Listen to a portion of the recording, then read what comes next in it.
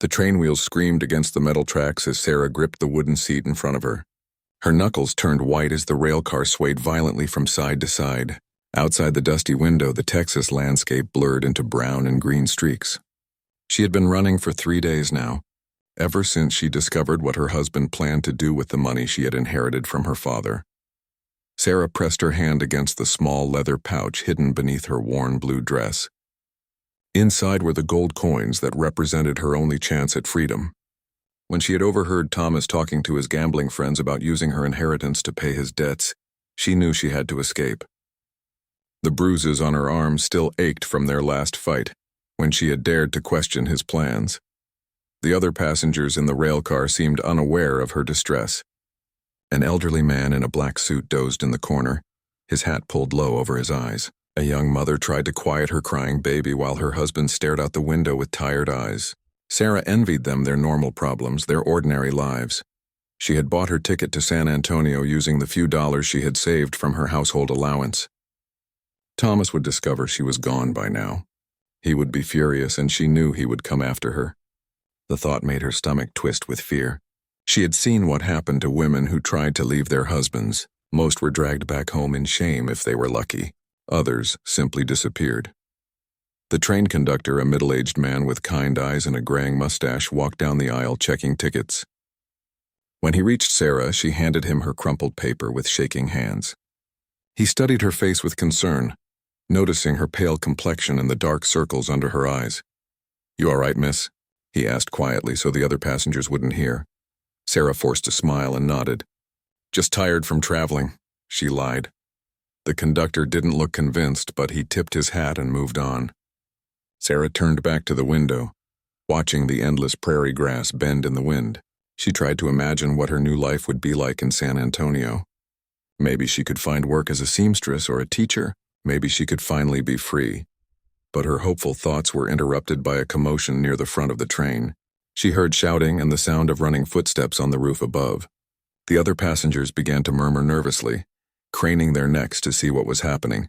Suddenly, the train began to slow down with a grinding screech of brakes. Sarah's heart began to race. This wasn't a scheduled stop. Through the window, she could see riders on horseback galloping alongside the train. Her blood ran cold when she realized what was happening. "Train robbery," someone shouted from the front car. Panic erupted among the passengers. The young mother clutched her baby tighter while her husband reached for a small pistol in his coat. The elderly man woke with a start and looked around in confusion.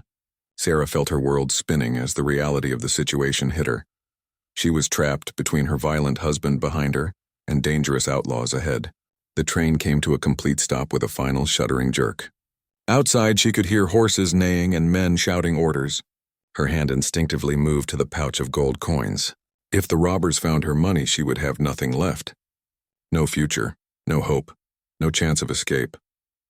The sound of gunshots echoed through the air, making everyone in the car duck down in their seats. Sarah made a desperate decision. She couldn't let herself be robbed of everything she had left. She couldn't go back to Thomas, and she couldn't stay here and face whatever the outlaws had planned. With her heart pounding so hard she could hear it in her ears, Sarah stood up from her seat. The other passengers stared at her in shock as she moved toward the door of the rail car. The conductor tried to grab her arm, but she pulled away. "Miss, you can't go out there," he called after her, but Sarah was already pushing open the heavy door. The hot Texas air hit her face like a wall. She could see the robbers moving between the cars, their faces covered with bandanas. Some were on foot now, climbing aboard the train with guns drawn. Without giving herself time to think about what she was doing, Sarah gathered her skirts and jumped from the train onto the rocky ground below. Pain shot through her ankle as she landed hard, but adrenaline kept her moving. She scrambled to her feet and began running toward a line of trees in the distance. Behind her, she could hear shouting as someone spotted her escape. "There goes one of them," a rough voice called out. Sarah ran harder than she had ever run in her life, her lungs burning and her legs aching with every step. The trees seemed impossibly far away, and she could hear horses galloping behind her. She stumbled over rocks and thorny bushes, her dress tearing on the rough ground. Just when she thought her legs would give out completely, she reached the edge of the forest. She plunged into the shadows between the trees, branches scratching her face and arms. She could still hear the voices of the outlaws, but they seemed farther away now. Sarah collapsed behind a large oak tree, gasping for breath and trying to quiet her pounding heart. Through the trees, she could see smoke rising from the direction of the train. She had escaped the immediate danger, but now she was alone in the wilderness with no food, no water, and no idea which direction to go. As the sun began to set, painting the sky orange and red, Sarah realized her situation was more desperate than ever. She had jumped from one danger into another, and now she didn't know if she would survive the night. The night brought sounds that Sarah had never heard before. Strange calls echoed through the darkness, and every snap of a twig made her jump with fear. She huddled against the rough bark of the oak tree, pulling her torn shawl tighter around her shoulders. The temperature had dropped quickly after sunset, and she shivered in her thin dress. Hours passed like years. Sarah's throat felt dry as sand, and her stomach cramped with hunger. She had eaten nothing since a small piece of bread that morning on the train. Every muscle in her body ached from her desperate run through the forest. When she tried to stand up, sharp pain shot through her twisted ankle. As the first pale light of dawn crept through the trees, Sarah heard something that made her heart skip. Voices were calling out in the distance, speaking words she didn't understand. The sounds grew closer, and she realized they were searching for something. Or someone. She pressed herself tighter against the tree trunk, hardly daring to breathe. Through the morning mist, she saw movement between the trees. A group of riders was making their way slowly through the forest, their horses stepping carefully over fallen branches and rocks. Sarah's blood turned to ice when she saw them clearly. These were not the train robbers. These were Comanche warriors, their long black hair decorated with feathers, their faces painted with bold stripes of red and yellow. She had heard terrible stories about what happened to white women who fell into the hands of Indian war parties. One of the warriors pointed in her direction and said something to the others. They had found her trail. Sarah tried to make herself smaller behind the tree, but it was too late. She heard the sound of horses approaching her hiding place. A shadow fell across her, and she looked up to see a tall Comanche warrior staring down at her. His dark eyes studied her face with curiosity rather than anger. He was younger than she had expected, perhaps in his 20s, with strong features and scars on his chest that spoke of many battles. The warrior said something in his own language, but Sarah could only shake her head to show she didn't understand. He dismounted from his horse and approached her slowly, like someone trying not to frighten a wounded animal. When he saw her swollen ankle, he frowned with what looked like concern. More warriors gathered around, their horses stamping and snorting in the morning air. They spoke among themselves in rapid, flowing words that sounded like music to Sarah's ears despite her terror. One of them seemed to be arguing with the others, gesturing toward her with sharp movements of his hands. The young warrior who had found her held up his hand, and the others fell silent. He knelt down beside Sarah and examined her ankle without touching it. Then he stood up and had what appeared to be a heated discussion with the other men. Sarah couldn't understand their words, but she could read the tension in their voices and movements. Some of them seemed to want to leave her there. Others appeared to be suggesting something that made the young warrior shake his head firmly. Finally, he seemed to win the argument. He returned to Sarah and made gestures that she should try to stand up. When she struggled to put weight on her injured foot, he caught her arm to steady her. His touch was surprisingly gentle, not rough like she had expected. The warrior called to one of the other men who rode forward leading a spotted pony. Sarah realized they intended for her to ride with them. Fear and confusion swirled in her mind. Where were they taking her? What did they plan to do with her? But she had little choice. Her ankle was badly twisted, and she was lost in country she didn't know. Without their help, she would likely die alone in the wilderness. The warrior helped her onto the pony, supporting her weight when her injured leg couldn't bear it. As they began to ride deeper into the forest, Sarah noticed something that surprised her. At the back of the group rode a small figure that she had missed before. It was a young Comanche girl, perhaps 8 or 9 years old, with bright, intelligent eyes and 2 long braids that bounced as her pony walked. The girl stared at Sarah with open curiosity, whispering questions to the woman who rode beside her. The woman, who appeared to be the girl's mother, answered in low tones while keeping her own watchful eyes on the white stranger. They traveled for hours through country that grew more wild and beautiful with each mile. Rolling hills covered with tall grass stretched as far as Sarah could see. In the distance, purple mountains rose against the bright blue sky. Despite her fear and uncertainty, Sarah found herself amazed by the vast, untouched landscape. By midday, the sun beat down mercilessly, and Sarah felt dizzy with thirst and exhaustion. The young warrior noticed her swaying on the pony and called a halt. He spoke to one of the other men who rode up with a water skin made from animal hide. The warrior offered her the water, and Sarah drank gratefully despite the strange taste. The cool liquid felt like a gift from heaven as it soothed her parched throat. Some of the warriors shared pieces of dried meat that was tough but satisfying. As they prepared to continue their journey, the young girl rode her pony closer to Sarah. She said something in the Comanche language, her voice high and sweet like a bird's song. When Sarah looked confused, the girl pointed to herself and said clearly, "Ayana." Sarah understood that the child was telling her name. She pointed to her own chest and said, "Sarah." The girl smiled brightly and repeated, "Sarah." Then she chattered something to her mother, who looked less suspicious than she had before. The warriors remounted their horses and the journey continued. Sarah began to notice that they were following what looked like a well-traveled path, though it would have been invisible to her untrained eyes. The young warrior rode ahead, scanning the horizon constantly for signs of danger. As the afternoon wore on, Sarah found herself wondering about these people who had captured her. They were nothing like the savage monsters she had been told about. The young warrior had shown her kindness when he could have simply left her to die. The little girl had offered her first act of friendship. Even the woman who watched her so carefully seemed more protective than hostile. But Sarah still didn't know what lay ahead. Were they taking her to their village? Would she become a slave? A prisoner? Or something else entirely? The uncertainty ate at her as they rode, through the endless grassland toward an unknown destination. The sun was beginning its descent toward the western horizon when the young warrior suddenly raised his hand, bringing the group to an immediate halt. He pointed to something in the distance that Sarah couldn't see. The warrior spoke in urgent whispers, and she could feel the tension rise among them. Whatever they had spotted, it meant danger was approaching once again. The young warrior's eyes narrowed as he studied the dust cloud rising in the distance. He spoke quickly to the other men, and Sarah could hear the urgency in his voice even though she couldn't understand his words. The warriors began checking their weapons and looking for places to hide. One of the older men pointed toward a cluster of rocks and scrub brush about 50 yards away. The young warrior nodded and gestured for everyone to move toward the shelter. Sarah's pony was led behind the others as they quietly made their way to the hiding place. As they crouched behind the rocks, Sarah could see what had alarmed them.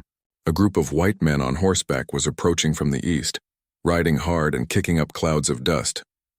Even from a distance, she could see the glint of sunlight on their rifles and the determined way they sat their horses. The little girl, Ayana, pressed close to her mother and whispered something that sounded frightened. Her mother put a protective arm around her and whispered back in soothing tones. The young warrior crawled closer to the edge of the rocks to get a better look at the approaching riders. Sarah's heart began to pound as a terrible thought occurred to her. What if those men were looking for her? What if her husband Thomas had organized a search party? She knew he wouldn't give up his claim to her inheritance easily, and he had friends who would help him track her down. The riders were close enough now that Sarah could make out individual faces. Her worst fears were confirmed when she recognized the man leading the group. It was Jake Morrison, one of Thomas's gambling partners and the meanest man she had ever known. Behind him rode 5 other men, all armed and looking like they meant business. The young warrior must have sensed her recognition because he looked at her with questioning eyes. Sarah pointed to the riders and shook her head, trying to show that these men were her enemies, not her rescuers. The warrior seemed to understand, and his expression grew harder. Jake Morrison called out to his men, his voice carrying clearly across the prairie. "She came this way, I'm sure of it. That fool conductor said he saw her jump from the train right about here. Maybe the Indians got her already," one of the other men replied. "Save us the trouble of dragging her back. Thomas wants her alive," Morrison growled. "Dead women can't sign over inheritances. Keep looking." Sarah felt sick to her stomach. So Thomas had sent these men to find her and force her to give him her father's money. She had been right to run. But now she was trapped between the searchers and the Comanche warriors who had found her. The riders spread out, searching the ground for tracks, One of them dismounted and examined the area where Sarah had spent the night. He called to Morrison and pointed toward the forest where the Comanche had found her. Indian ponies, the tracker said, at least 6 or 7 of them. They came through here this morning. Morrison spat into the dust. Follow the trail. If those savages took her, we'll make them give her back. The young Comanche warrior had been listening intently, and though he couldn't understand the English words, he clearly understood the threat. He spoke quietly to his companions, and they began to move deeper into the rocks, leading their ponies away from the approaching danger. But little Ayana's pony stumbled on a loose stone, making a scraping sound that echoed off the rocks. One of Morrison's men heard it and turned his head toward their hiding place. "What was that?" he asked, reaching for his rifle. Morrison held up his hand for silence. All 6 men sat perfectly still on their horses, listening. The only sounds were the wind blowing through the grass and the distant call of a hawk circling overhead. After what felt like hours but was probably only minutes, Morrison shook his head. "Probably just a rabbit. Let's follow those tracks." But the tracker remained suspicious. He dismounted again and began walking toward the rocks where they were hidden. Sarah held her breath and tried to make herself as small as possible. Beside her, the young warrior slowly reached for the knife on his belt. The tracker was only 20 feet away when his attention was caught by something else. A rattlesnake, disturbed by all the noise and movement, slithered out from under a nearby bush. The man jumped back with a curse and quickly remounted his horse. "This whole area is crawling with snakes," he called to Morrison. "Let's get out of here and follow the trail while we still have daylight." Morrison looked annoyed but nodded agreement. "Mount up, boys. We'll track them to their village if we have to." Sarah watched in terror as the 6 men rode away, following the trail that the Comanche had left. She realized that by helping her, the warriors had put their own people in danger. Morrison and his men would follow the tracks all the way to the Comanche camp, where there would be women and children who couldn't defend themselves. The young warrior seemed to understand the situation as well. He spoke rapidly to the others, and Sarah could tell they were making plans. One of the older warriors shook his head and pointed toward the distant mountains, as if suggesting they should flee in that direction. But the young warrior pointed toward the trail that Morrison's men were following, then tapped his chest and spoke with firm determination. Sarah didn't need to understand Comanche to know that he was saying he would face the danger to protect his people. The other warriors argued with him, but he had made up his mind. He turned to Sarah and spoke in English words that were heavily accented but clear enough to understand. "White men follow. You come with them or stay with us." Sarah was shocked to discover he could speak her language. She looked toward the dust cloud left by Morrison's men, then back at the young warrior's serious face. She thought about what waited for her if she returned to Thomas.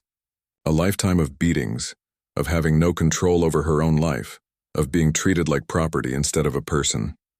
"I stay with you," she said firmly. The warrior nodded, but his expression remained troubled. "They bring danger to my people." "You are a white woman. Maybe better you go back." "No," Sarah said, surprising herself with the strength in her voice. "Those men are bad. They want to hurt me. I won't go back to them." The young warrior studied her face for a long moment as if trying to read the truth in her eyes. Finally, he nodded again and spoke to the other warriors. Whatever he said seemed to settle the argument. As they prepared to leave their hiding place, little Ayana rode her pony close to Sarah again. The child reached out and touched Sarah's hand, saying something in Comanche that sounded like a promise or a pledge of protection. Sarah squeezed the little girl's hand gently and managed a small smile despite her fear. She had made her choice and there was no going back now. She would face whatever came next with these brave people, who had shown her more kindness in one day than her own husband had shown her in years of marriage.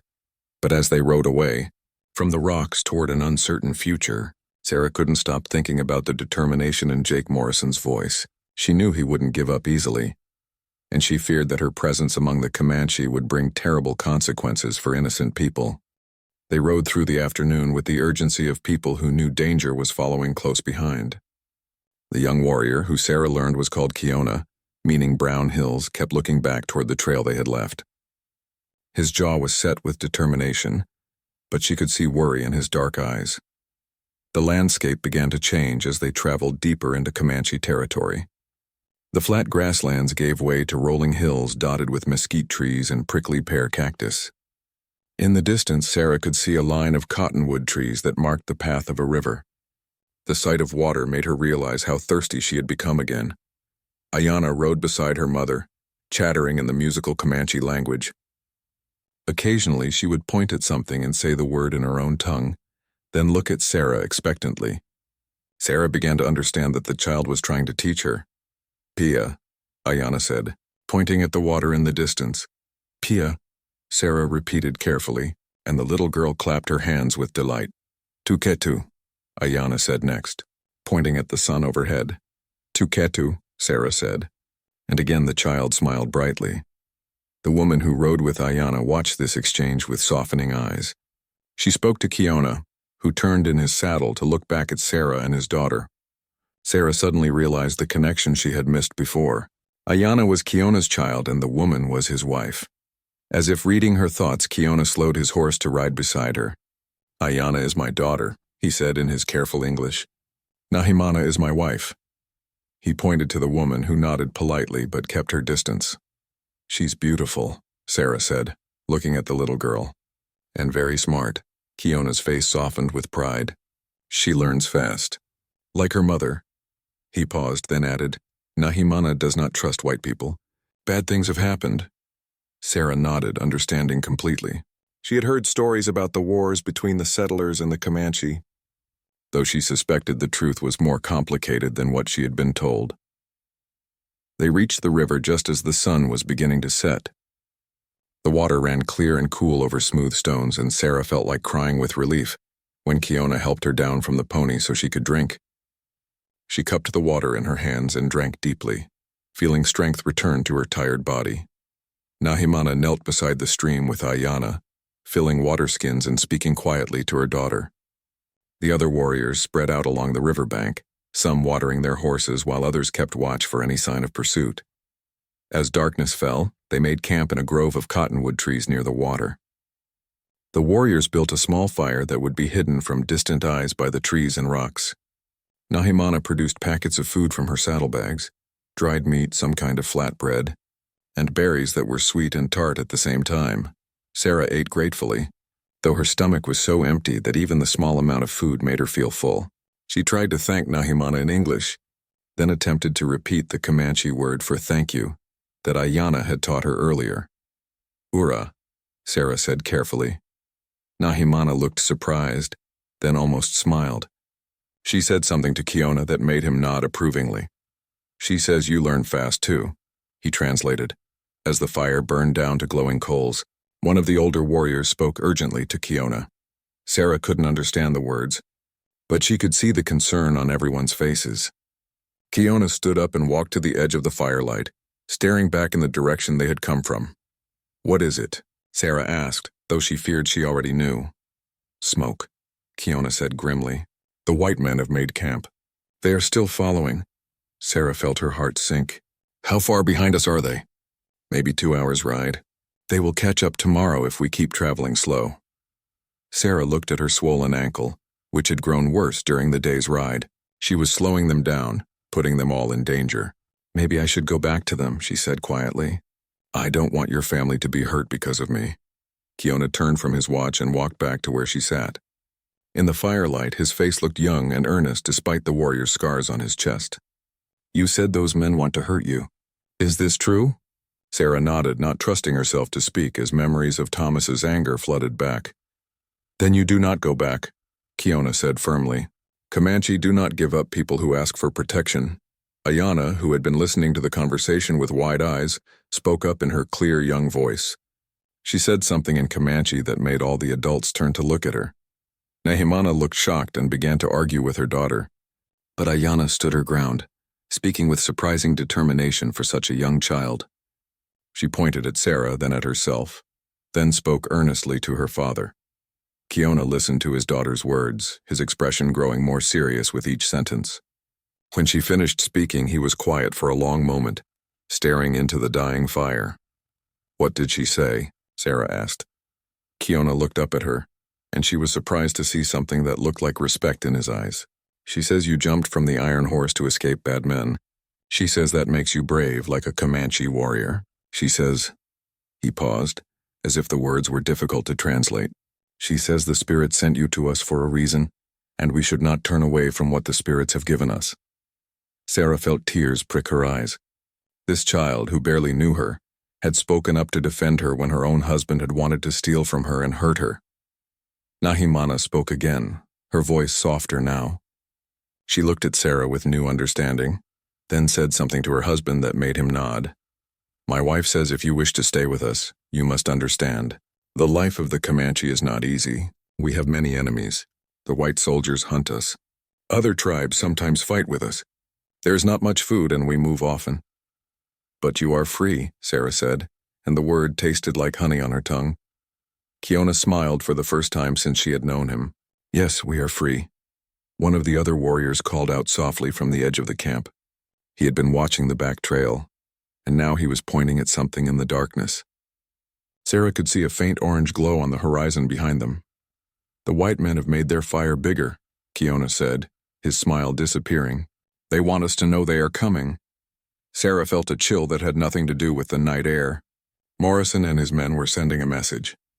They weren't going to give up, and they wanted their quarry to know it. As the camp settled down for the night with warriors taking turns to stand guard, Sarah lay on a blanket near the dying fire. Ayana had insisted on sleeping close to her, and the little girl's steady breathing was somehow comforting in the darkness, but sleep wouldn't come. Sarah stared up at the stars, brighter than any she had ever seen back in the towns where she had lived.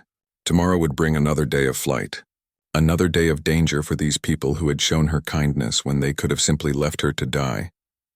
She thought about her old life, about the house where Thomas had controlled every moment of her day. She thought about the money hidden in her dress, the inheritance that had started this whole desperate journey. And she wondered if freedom was worth the price that others might have to pay for it. Dawn came too quickly, bringing with it the sound of distant gunshots. Sarah woke to find Kiona shaking her shoulder gently but urgently. The other warriors were already breaking camp, rolling their blankets and preparing their weapons with swift, practiced movements. They are closer, Kiona said in a low voice. We must go now. Sarah struggled to her feet, her ankle protesting with sharp pain. During the night, the swelling had gotten worse, and she could barely put weight on it. Nahimana noticed her difficulty and spoke quickly to her husband. Kiona looked torn between concern for Sarah and the need to protect his family.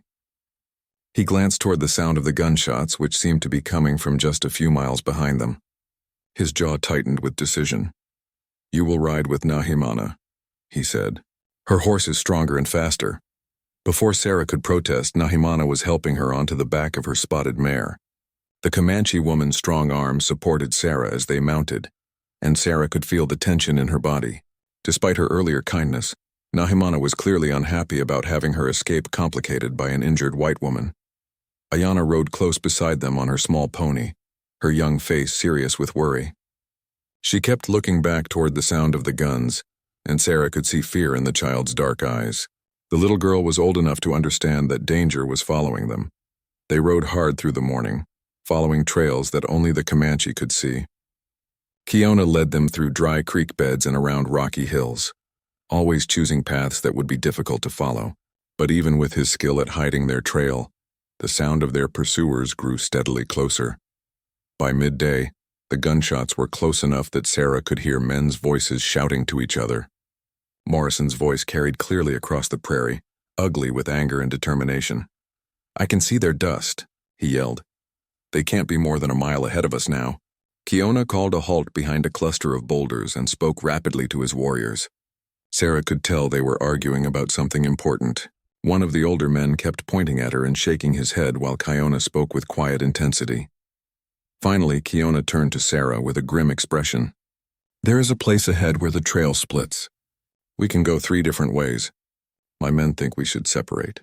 Some go one way, some another. The white men cannot follow all trails. Sarah understood immediately what he wasn't saying. They wanted to split up, and she would have to go with one group while Ayana and Nahimana went with another. It was the smart thing to do, the logical thing. But the thought of being separated from the little girl who had shown her such kindness made her heart ache. Which way will Ayana go? Sarah asked. Kiona pointed toward the northeast. There is a hidden canyon where my people sometimes camp. It is safe but hard to find. Nahimana will take Ayana there. And me? Kiona hesitated. You will come with me and 2 others. We will lead the white men away from my family. Sarah realized what he was planning. He intended to sacrifice himself to save his wife and daughter. He would draw Morrison's men after him, knowing they would probably be caught and killed. No, Sarah said firmly. I won't let you do that. It is not your choice, Kiona replied, but his voice was gentle. This is what a warrior does for his family. Ayanna had been listening to their conversation, and now she spoke up in rapid Comanche. Her young voice was filled with distress, and she kept shaking her head, as if disagreeing with some terrible plan. Nahimana tried to quiet her daughter, but Ayanna pulled away and rode her pony closer to Sarah. Tears streamed down the child's face as she spoke, her words tumbling over each other in her urgency. Kiona listened to his daughter with growing amazement. When she finished speaking, he was quiet for a long moment, staring at the little girl with something that looked like pride mixed with sorrow. What did she say? Sarah asked, though she could guess from the child's tears. She says, Kiona's voice was rough with emotion. She says if you go with me to lead the bad men away, you will die. She says she does not want you to die. Sarah felt her own eyes fill with tears. This brave little girl who had known her for less than 2 days was crying at the thought of her death. She says more, Kiona continued. She says there is another way. A dangerous way, but maybe we all live. What way? Before Kiona could answer, one of his warriors called out urgently from his position watching their back trail. The man pointed toward a dust cloud that was much closer than before. Morrison's men had gained ground while they talked. No time, Kiona said. He made a quick decision and began issuing orders to his warriors. 2 of them immediately rode off in different directions, clearly part of some prearranged plan. What's happening? Sarah asked. We split up, but not like I said before, Kiona replied, helping her transfer from Nahimana's horse to his own stronger mount. Ayanna has a different idea. We will see if a child is wiser than her elders. As they prepared to ride again, Ayanna maneuvered her pony close to Sarah one more time. The little girl reached out and pressed something small and smooth into Sarah's hand. It was a piece of turquoise carved into the shape of a bird, hanging from a leather cord. For protection, Ayanna said in carefully pronounced English words. Sarah's throat tightened with emotion. Thank you, she whispered, slipping the cord around her neck. The sound of approaching horses grew louder, and Sarah could now make out individual voices. Morrison was shouting orders to his men, his voice filled with the confidence of a hunter who had cornered his prey. Spread out when we reach those rocks, he yelled. Don't let any of them escape. Kiona looked at his wife and daughter with an expression that said everything words could not. Nahimana touched his face gently, and Ayanna reached out to squeeze his hand. It might be the last time they saw each other alive. Remember what Ayanna told us, Nahimana said in English, surprising Sarah with her sudden use of the white woman's language. Trust in her wisdom. Then they were moving again, but this time in a completely different formation. Instead of splitting into separate groups, they stayed together but began riding in a pattern that seemed chaotic to Sarah. Sometimes they doubled back on their own trail. Sometimes they rode in wide circles. Sometimes they headed straight toward rocky ground where their tracks would disappear. Sarah realized that Ayanna's plan was not to run away from their pursuers, but to confuse them. They were creating so many overlapping trails that Morrison's men wouldn't know which direction they had really gone. The strategy worked for almost an hour. Through the dust and heat, Sarah could hear the frustration in Morrison's voice as he shouted at his tracker. Which way did they go? There are horse prints going in every direction. They're playing games with us, the tracker replied, his voice tight with anger. Smart games. But Morrison was not easily fooled. After another few minutes of confusion, Sarah heard him make a decision that chilled her blood. Forget the tracks, he called to his men. We'll flush them out. Johnson, take 2 men and circle around to the north.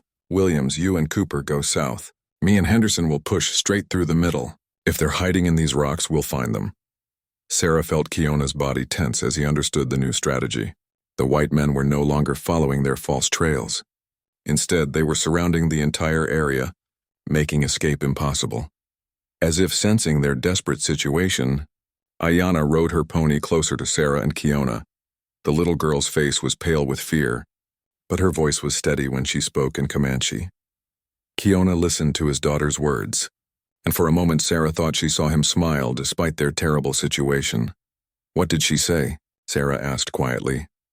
She says Papa should remember that sometimes the best place to hide from enemies is right under their noses. Kiona translated. She wants us to hide where they will never think to look. Before Sarah could ask what that meant, Ayana was already moving toward a narrow gap between two large boulders. The opening was barely wide enough for a horse and rider, and it led into what looked like a dead-end canyon. But as they followed the little girl into the rocks, Sarah saw that the canyon was deeper than it appeared from outside. The walls rose high above them, creating deep shadows even in the afternoon sun, and at the back of the canyon, partially hidden by fallen rocks and scrub brush, was the dark opening of a cave. They dismounted quickly and led their horses into the cave.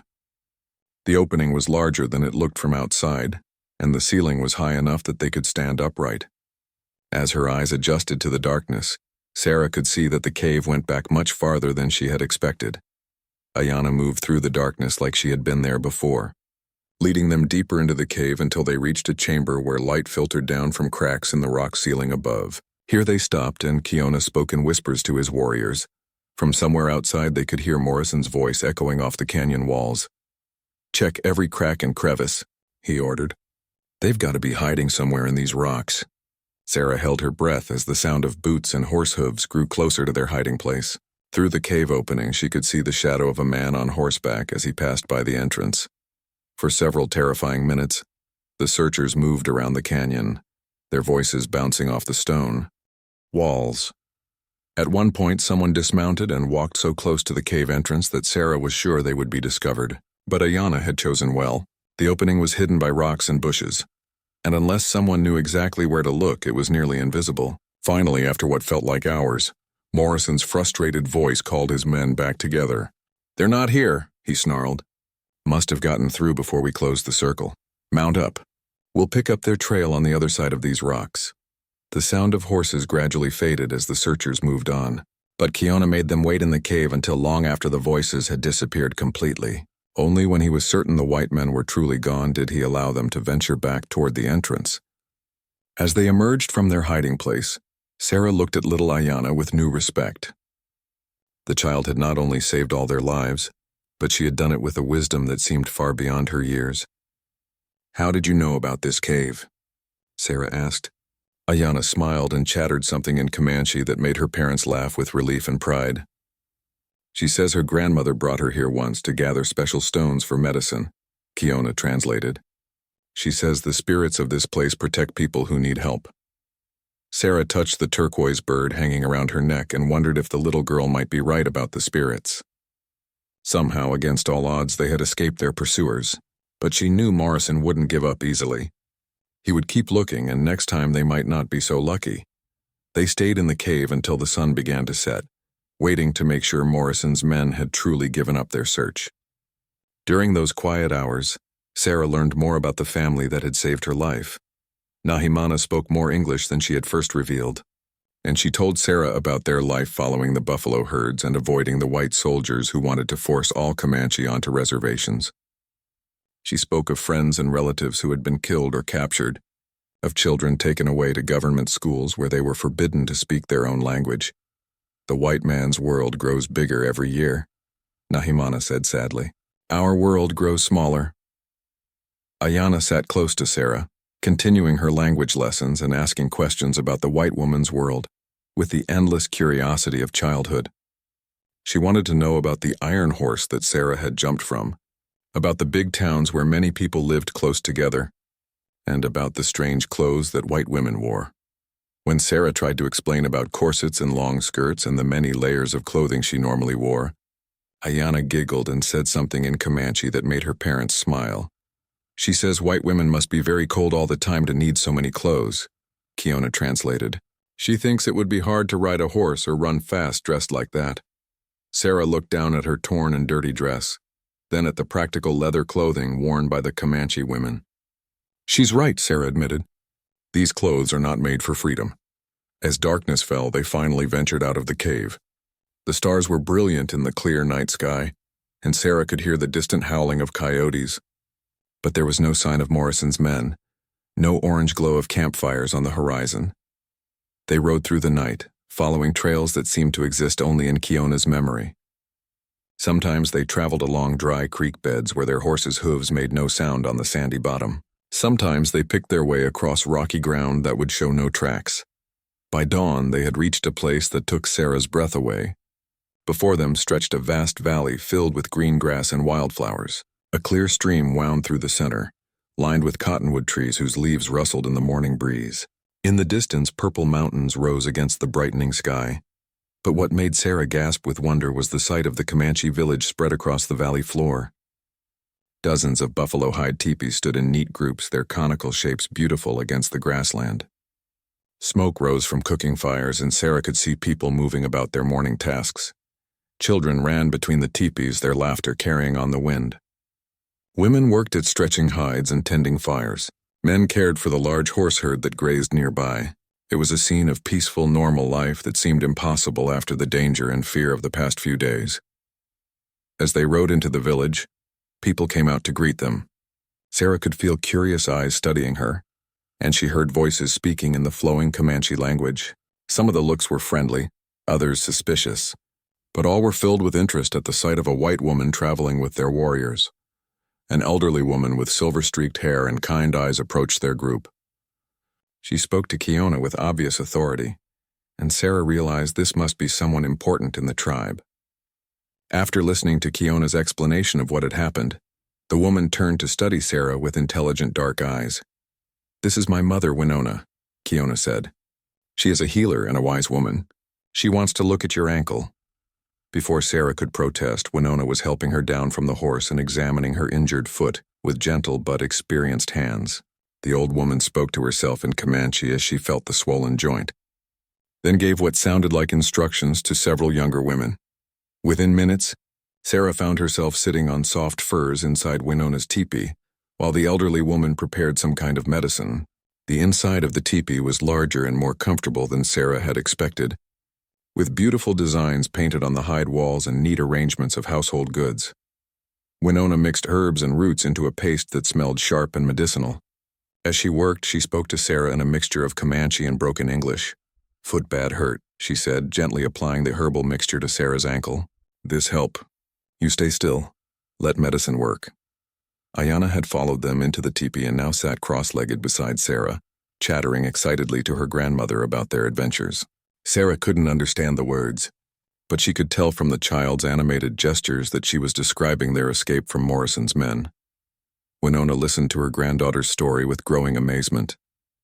Several times she looked at Sarah with what seemed like new respect. When Ayana finished her tale, the old woman was quiet for a long moment. "Little Bird says you jump from Iron Horse to escape bad men," Winona said finally. "Says you brave like warrior woman. Says spirits send you to our family." Sarah felt tears prick her eyes at the old woman's words. "I don't know about spirits," she said. "I only know that your family saved my life when they could have left me to die." Winona nodded thoughtfully. "Maybe same thing," she said. "Spirits work through people who have good hearts." Over the next few hours, word of the white woman's arrival spread through the village. Some people came to Winona's teepee to get a look at Sarah, while others kept their distance. Sarah could sense the mixed feelings her presence caused. Some were curious and welcoming, while others clearly saw her as a potential source of trouble. Kiona explained that his people had good reason to be suspicious of whites. Too many times white visitors had brought soldiers or disease or other forms of destruction. Even those who seemed friendly couldn't always be trusted. "But Ayana has spoken for you," he said, "and my mother agrees with her. They say you have a good spirit, that you are not like the other whites who have hurt our people." As the day wore on, Sarah began to understand more about the life of the village. She watched women preparing buffalo hides, using every part of the animal for clothing, shelter, or tools. She saw children learning to ride horses before they could walk properly. She observed the easy cooperation between families as they shared food and work. It was a hard life in many ways, with constant moving and the threat of enemies always present, but it was also a free life, where people made their own decisions and took care of each other. Sarah found herself thinking that it was not so different from the freedom she had been seeking when she jumped from the train. But even as she began to feel at home in the village, Sarah knew that her presence here was dangerous for these people. Morrison and his men were still looking for her, and they wouldn't stop until they found her. Sooner or later they would track her to this peaceful valley, and when they did, innocent people would suffer. As evening approached and the cooking fires began to glow in the gathering darkness, Sarah made a decision that filled her with both determination and sadness. She couldn't stay here no matter how much she wanted to. The price was too high for others to pay. But when she tried to explain her thoughts to Kiona and his family, little Ayana spoke up once again with words that would change everything. "Papa," the child said in her clear young voice, speaking English so that Sarah would understand. "The white woman thinks she must leave to keep us safe. But she doesn't understand. The bad men will keep hunting all of us until we make them stop. We need to fight back, not run away." Sarah stared at the 8-year-old child in amazement. "Ayana, you don't understand how dangerous these men are." "I understand," the little girl replied with startling seriousness. "I understand that running away forever is not living. Sometimes you have to stand and fight for what is right." Kiona looked at his daughter with pride and sorrow mixed together in his expression. Sarah realized that this child, who had already shown wisdom beyond her years, was about to ask the adults around her to risk everything for the sake of what was right. "What do you think we should do, little bird?" Winona asked her granddaughter gently. Ayana took Sarah's hand in her small one and spoke with the confidence of someone who had never doubted that good should triumph over evil. "We make the bad men go away forever," she said simply, "and we help Sarah become free, like us." The village council met that night under the star-filled sky, with the elders sitting in a circle around a small fire. Sarah listened as Kiona told the story of their escape, with Ayana adding important details that her father missed. The child's voice was steady and clear as she described how the white men had threatened to track them to their village and hurt innocent people. When the story was finished, the council fell silent. Sarah could see the worry on the faces of the older men and women as they considered what this meant for their people. Finally, an elderly man with white braids and a face marked by many winters spoke up.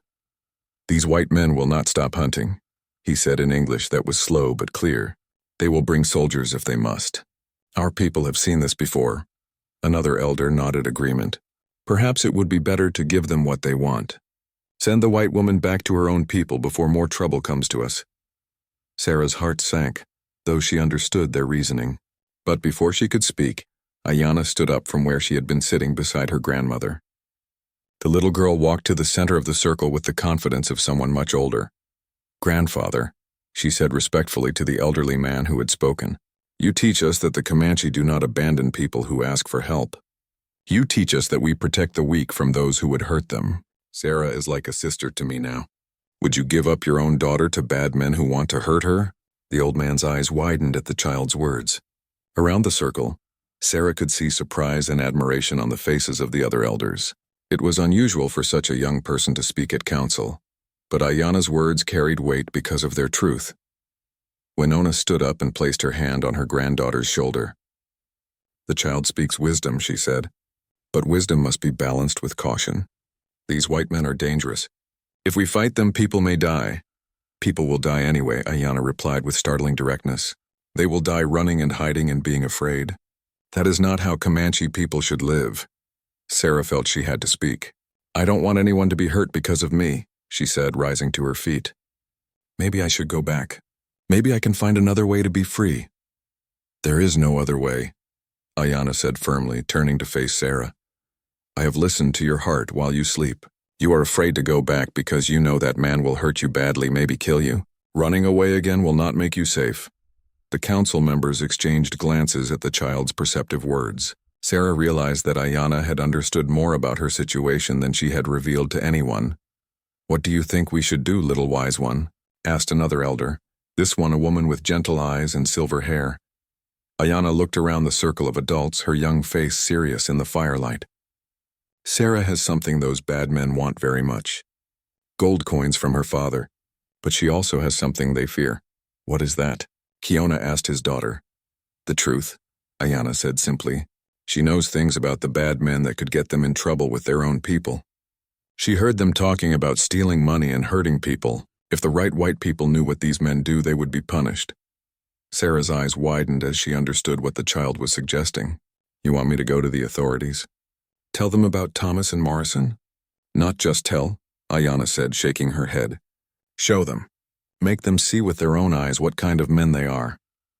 An idea began to form in Sarah's mind. sparked by the child's wisdom. "The gold," she said slowly. "Morrison and Thomas want it so badly that they've broken laws to get it. What if we could prove that? What if we could make them reveal their crimes where other people could see?" Kiona leaned forward with interest. "You mean set a trap?" "Yes," Sarah said, her voice growing stronger with excitement. "We make them think they can get the gold easily, but we arrange for witnesses to see what they really are." The eldest member of the council, a man so old his face was like carved leather, spoke for the first time. "This is a dangerous plan. It requires us to trust in the justice of the white man's world. That trust has been broken many times before. But not all white people are bad," Ayanna said earnestly. "Just like not all Comanche are good. There must be some white people who believe in doing right." Sarah thought about the train conductor who had shown her kindness, about the sheriff in the last town who had seemed honest and fair. "There are good people," she said. "People who would help if they knew the truth." Over the next hour, the plan took shape through the combined wisdom of the council and the surprising insights of young Ayanna. They would send word to the nearest town that Sarah was willing to return the gold to her husband, but only in a public place with witnesses present. Morrison and Thomas would have to reveal their true nature in front of people who could testify against them. "But what if the plan fails?" Nahimana asked, speaking her first words of the evening. "What if these men are too clever to be caught?" "Then we fight," said Kiona simply. "But this way, we try wisdom before we try war." Sarah looked around the circle at these people who were willing to risk so much for her freedom. "Why?" she asked quietly. "Why would you do this for someone you barely know?" Winona smiled and pointed to Ayanna, who had fallen asleep leaning against her grandmother's shoulder. "Because a child has spoken truth to us and children see things that adults often miss. She says the Spirit sent you to us and I believe her. Also," added the eldest council member with a slight smile, "it has been a long time since we had a chance to outsmart the white men who think they are so clever. It might be enjoyable." 3 days later, Sarah rode toward the town of Cedar Creek accompanied by Kiona and 4 other warriors. They had sent a message ahead through a friendly trader, saying that Mrs. Sarah Henderson wished to meet with her husband to discuss the return of certain property and that she requested the meeting take place in the town square at noon with the sheriff present to ensure fair treatment. The message had also mentioned that Mrs. Henderson had been staying with a respectable Comanche family who were concerned for her safety and would be accompanying her to ensure she was not mistreated. As they approached the outskirts of Cedar Creek, Sarah felt her stomach churning with nervousness. Everything depended on the next few hours. Either she would finally be free or she would be trapped forever. Behind them, hidden in the hills surrounding the town, Ayanna waited with her mother and grandmother. The little girl had wanted to come, but the adults had agreed that this was too dangerous for a child. Still, Sarah carried the turquoise bird necklace that Ayanna had given her, and she touched it now for courage. "Remember," Kiona said as they rode toward the town square, "no matter what happens, you are not alone. We stand with you." Sarah nodded, thinking of the brave little girl who had cried out for her father not to let her die, and who had instead shown her how to truly live. Today, with Ayanna's wisdom guiding her, Sarah would either win her freedom or die trying. But she would never again be the frightened woman who had jumped from a train in desperation. The church bell in Cedar Creek was chiming noon as they rode into the town square, where a crowd had already gathered to witness what promised to be the most interesting event the town had seen in years. In the crowd, Sarah could see the faces of Thomas and Morrison, their expressions confident and cruel. They thought they had won. They had no idea that an 8-year-old Comanche girl had already beaten them with nothing more than wisdom, courage, and love.